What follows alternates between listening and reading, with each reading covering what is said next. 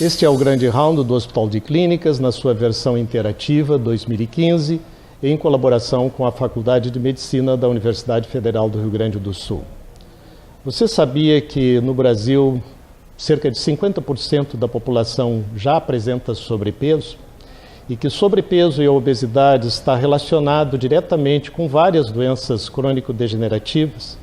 Por essa razão, nós trouxemos para esse encontro o professor Gilberto Schwartzman, que é chefe do Serviço de Oncologia do Hospital de Clínicas, e o professor Fernando Gershman, que é do Serviço de Endocrinologia do Hospital de Clínicas, professor do Serviço de Endocrinologia.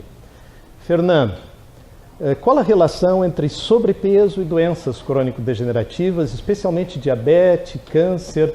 Qual é a tua impressão? O que tem sido publicado na literatura ultimamente sobre esse assunto?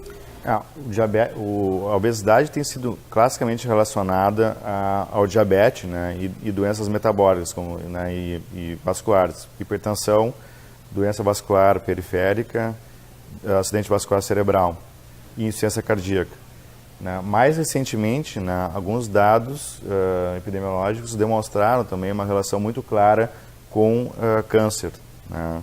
Então, agora os estudos estão tentando definir como é que esses riscos acontecem, qual é a relação da obesidade com os subtipos diferentes de câncer e quais são os mecanismos relacionados com essa associação. Epidemiologicamente, isso no mundo é muito importante, porque praticamente quase que 1/3 da população mundial encontra-se em sobrepeso no momento. Esse dado é verdadeiro? É verdadeiro. E nos países mais desenvolvidos, mais de metade da população tem excesso de peso. Né? Nos Estados Unidos, chega a ser 66% da população tem excesso de peso. E isso tem causado um aumento vertiginoso de uma série de doenças. Né? Curiosamente, diabetes e câncer parecem estar, de certa forma, relacionados também. Exatamente. E quais seriam os mecanismos para isso, Fernando? Os mecanismos para isso, eles são comuns às duas doenças, tanto ao câncer como ao diabetes. Né? Envolvem vias, cascatas de ativação da inflamação, né? E cascatas de mecanismos relacionados a vias moleculares à produção de insulina. Né? Então, aparentemente, o excesso de insulina causado pela obesidade, porque a insulina não funciona de maneira adequada em quem é obeso, e o corpo responde, né? O organismo responde produzindo mais insulina para manter os níveis de glicose adequados na corrente circulatória.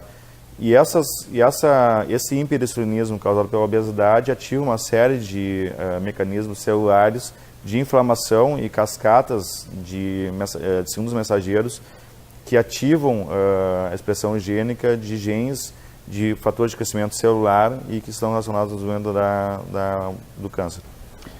Recentemente, Gilberto, numa publicação do Lancet, feita pela London School of Medicine, avaliaram 22 dos tipos mais frequentes de neoplasias e verificaram que 17 dessas neoplasias estavam relacionadas com câncer.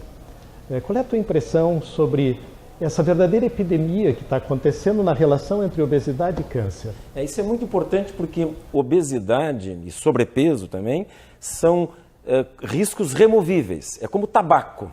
Há riscos que são genéticos que hoje não são removíveis. Então, a obesidade tem que ser vista com o mesmo olhar que se tem em saúde pública em relação ao tabaco, que é uma causa removível de doença. E esses estudos têm sido confirmados por avaliações em várias regiões do planeta que mostram que existem alguns tumores que consistentemente têm uma relação de maior incidência com obesidade. Por exemplo, o câncer de corpo de útero é um exemplo clássico. Essa epidemia que tem surgido em países desenvolvidos de adenocarcinoma da junção esôfago-gástrica, não é? Que naqueles pacientes que têm obesidade, têm refluxo, esôfago de Barrett também aumentou muito em indivíduos obesos, tireoide, rim, cólon, câncer de mama na pós-menopausa. Então, essa é uma área em que o oncologista deve se agregar aos outros agentes de saúde para tentar remover a obesidade e sobrepeso como fator de risco não só para as causas clássicas de doenças cardiovasculares e metabólicas, como diabetes, mas vários tipos de câncer. Além disso, quando se estuda o impacto da obesidade no tratamento do paciente com câncer, quase sempre os pacientes com obesidade vão pior com o tratamento e têm mais recidivas nesses tumores. Então, não é apenas aumentar a incidência, digamos assim, o comportamento do indivíduo frente ao tratamento e o padrão de recidiva está sempre pior em dados epidemiológicos em obesos. Porque existe pouco estudo farmacocinético sobre como a droga deve ser utilizada em paciente obeso. O cálculo da superfície corporal é o fator que determina a dosificação. E, frequentemente, quando o paciente é muito obeso, o oncologista fica com receio de administrar a dose total. Exato. O paciente perde a intensidade de dose e, provavelmente, em função disso, tem um pior desfecho. Mas o que é curioso em relação à obesidade e câncer é que os tumores se comportam de maneira diferente. E nesse trabalho de meta-análise da London School of Medicine, se viu que alguns tumores têm resposta linear, inclusive ao aumento do peso. O que mais me chamou a atenção é que 5 pontos em IMC representam um risco muito importante. Por que existe, Fernando, alguns tumores que apresentam resposta linear ao aumento do peso e outros em que a resposta não é linear? Eu acho que o excesso de peso ele tem mecanismos diretos e indiretos relacionados ao desenvolvimento das neoplasias. Um exemplo de câncer que a obesidade deve ter mecanismos diretos e indiretos é o câncer de fígado, né? O indireto seria a deposição de gordura no fígado, causando a esteatohepatite, né? A fibrose hepática e o câncer, e o próprio efeito do hiperinsulinismo no fígado, também causando o desenvolvimento da doença. Então, nessa situação, né, existe uma relação linear, né, desenvolvimento do câncer de fígado à medida que a pessoa vai ganhando peso, né? E outros tumores, o mecanismo é diferente, né? Então, o mecanismo, exemplo, obesidade e câncer de mama, né? Em mulheres na menopausa, existe uma relação clara entre obesidade e câncer de mama. Mas em mulheres que não estão na menopausa, essa relação não é clara, aparentemente até a meio inversa, né? E a obesidade talvez até possa proteger um pouco essas mulheres do câncer de mama. A gente não consegue entender muito bem, mas existem mecanismos hormonais de hormônios femininos relacionados a isso e de conversão de hormônio masculino e feminino. Parece que existe algo relacionado à presença de uma maior síntese de proteínas plasmáticas, né? Ou menor síntese de proteínas plasmáticas, determinando uma menor ligação dos hormônios e, consequentemente, a sua maior atuação como fator etiológico, né? Para cada tipo de câncer, existem fatores de risco reconhecidos. E nesse ambiente da obesidade e do sobrepeso, que tem essas várias características anormais, não é? Por exemplo, uma estimulação de adipócitos com citocinas e um quadro inflamatório, não é? Ou então esse ambiente de ter mais efeito da insulina, ou ter turnover aumentado de alguns hormônios esteroides. Para cada tipo, dependendo do risco específico, vai ter mais ou menos influência. Uma coisa que eu queria comentar desse artigo, James, que tu citasse, do Lancet, é que a América Latina é uma região que tem muita obesidade na última década, né? Então, nós seremos um dos candidatos a ter alto risco de câncer associado à obesidade. Curiosamente, como tu tinhas falado, Gilberto, assim, a questão do esôfago, né? O câncer de esôfago pode estar associado ao sobrepeso, mas depende da localização. Se for o carcinoma epidermoide, esse de terço superior ou terço médio, esse frequentemente está associado a tabagismo, a alcoolismo e está relacionado com baixo peso.